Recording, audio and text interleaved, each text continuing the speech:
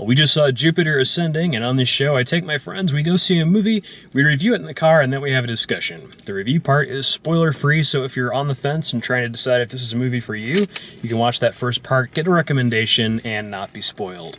If you've already seen the movie or don't care about spoilers, you can watch the discussion part, and in that section we will get into spoilers. We will talk about the full plot, what we thought about that. So, if you like that, like the video, subscribe, check us out. Jupiter Ascending is the new Wachowski's written and directed movie. It stars Mila Kunis and Channing Tatum. It's kind of a space opera type movie. What else can I say about the plot without spoiling anything? Mila Kunis is the genetic identical of the Queen of the Universe, basically. And they make that apparent to her, and she has an adventure. I think that's about as far as the trailer gets. It's beautifully art directed. It's fairly well acted. The story's not that great. The third act is almost the exact same thing as the second act. And so, again, without giving a lot away, it becomes kind of a chore to watch. About halfway through, it loses all twists. You know, everything from there kind of becomes telegraphed. It's not it's not terrible. It doesn't like hurt to watch it. It's not insulting or anything like that. It's not quite as like talky or philosophical as some of their other stuff, like some of the Matrix movies, but it has a problem where the action scenes are completely divorced from the story. They just kind of happen to the point where it almost doesn't seem to matter. At the beginning of the movie, you're following Mila Kunis, and it seems to be that she's the protagonist, and that's who you're following. And that's true, except that she doesn't take part in much of the action. So when we go to the action side, we're dealing mostly with Channing Tatum's character. And if the movie did a good job of making us care about Channing Tatum's character, other than telling us that we should, rather than really developing him or making him into anything other than stock hero number 12, I think it might have meant a little bit more. It's pretty to look at, not a lot going on, not anything to write home about. Certainly understand why they delayed it. It could not survive in a box office with Guardians of the Galaxy. It could not survive in a box office with The Hobbit. Any sort of sci-fi or fantasy movie that came out in 2014, just about anything, would have been the death knell for this. I think that there's probably an audience that'll come and find it in February, but I personally wouldn't recommend paying full price to see it in the theater. So, what do you guys think? Overall, I was pretty entertained. It is pretty generic in a lot of aspects. And there's nothing real surprising going on with any of the acting or the story or anything like that. But it was fun to look at, and for the most part, I was enjoying what was going on. I really enjoyed the action scenes and some of the sci-fi stuff that was going on. Especially in the beginning, there was like it kind of lost it almost immediately, but there was like a minute where it had this very cyberpunk feel, which would have been cool to keep that up throughout a little bit more, but it was just a handful of characters that had that going on. But I liked the idea of it.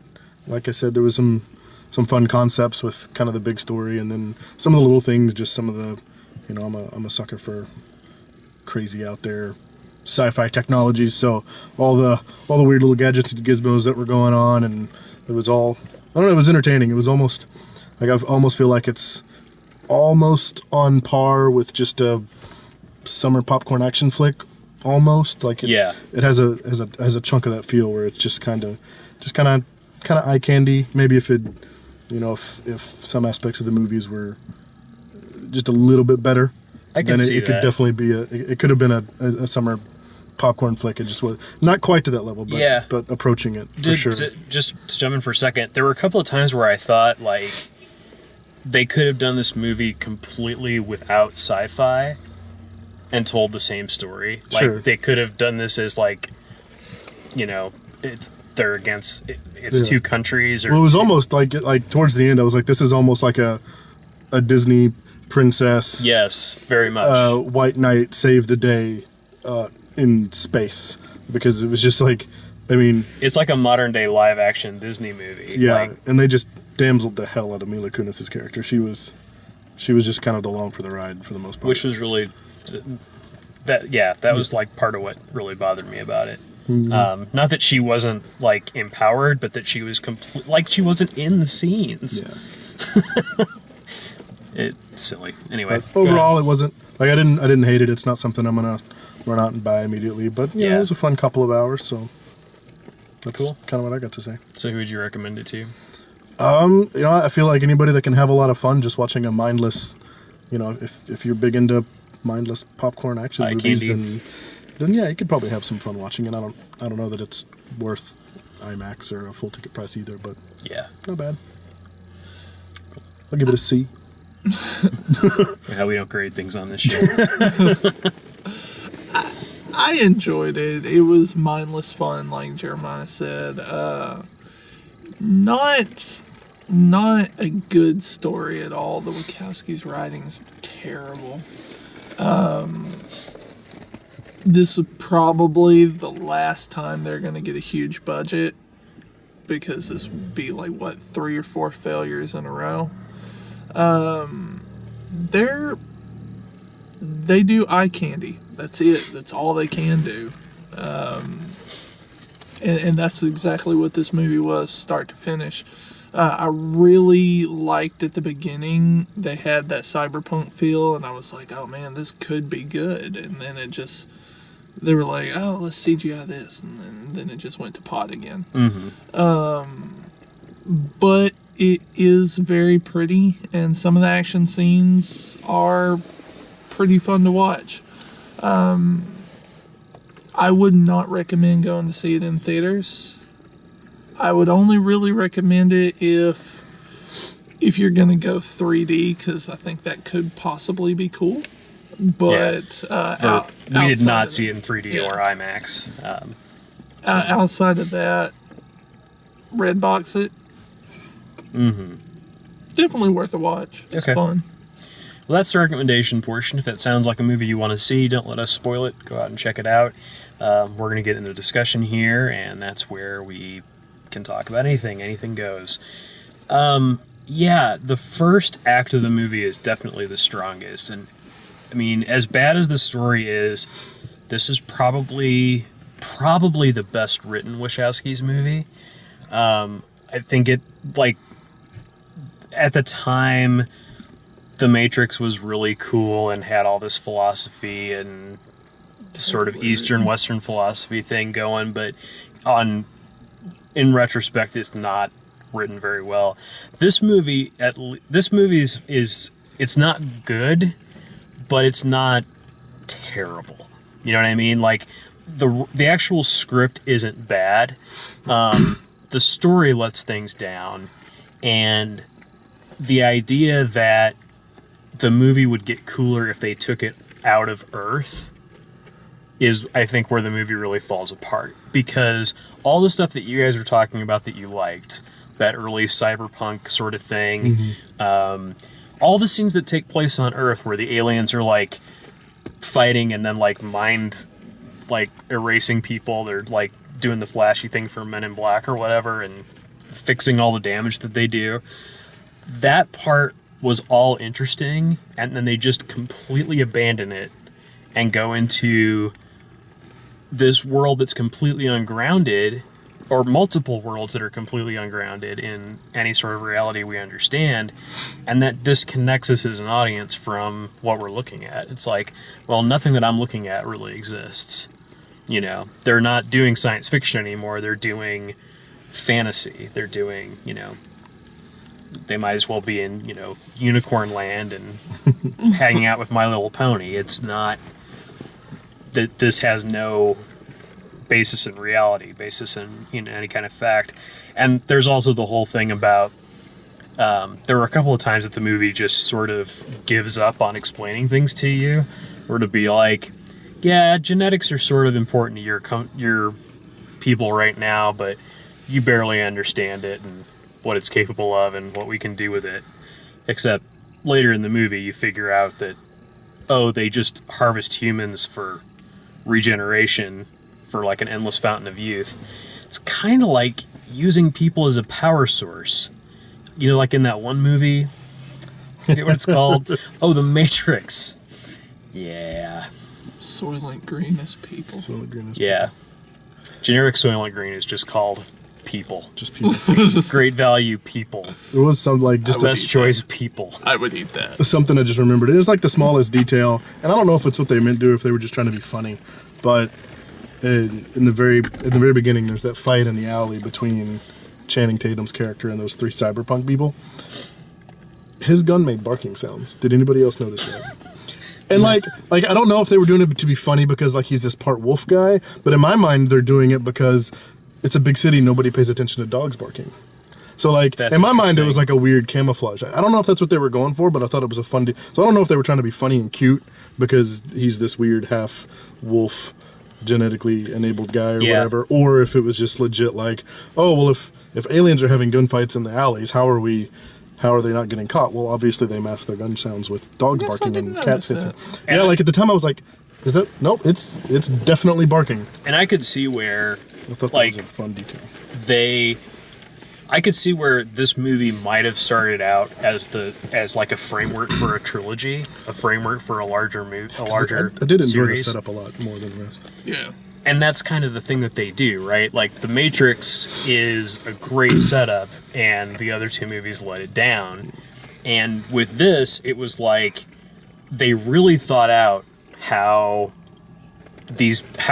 Earth is unaware of all of this stuff that's going on around, And then immediately moved off of Earth. and then they immediately move off with it. And I wonder too if they went to whoever helped them finance the movie and said, here's our idea, and they were like, well, unless you do this all in one movie, we're not helping you. And so they squashed it all, and made it as quick as possible. Something I didn't understand is, like, towards the beginning and the middle of the movie, they keep referring to Earth as this precious resource and this precious commodity, and then towards the end, they're just like, it's like any other planet. We just harvest it. It's a farm. It's nothing special. Well, a couple Okay, times they then made why are mention they to it. fighting off Earth? I mean, they kind of made a mention to it being much, much larger than most other planets. So I think to me that was the only reason it was that important. Was just Well, and it was far along in its developmental cycle or whatever, it was and it was big. yeah, it depended on who they were talking to, because the youngest brother, or the other brother, the middle brother, wanted it because he had like lost all of his planets, or lost the important ones, and so Earth was way more valuable than anything he had, and that was kind of his motivation behind it. Eddie Redmayne just kind of wanted to keep it, but he didn't really consider it like.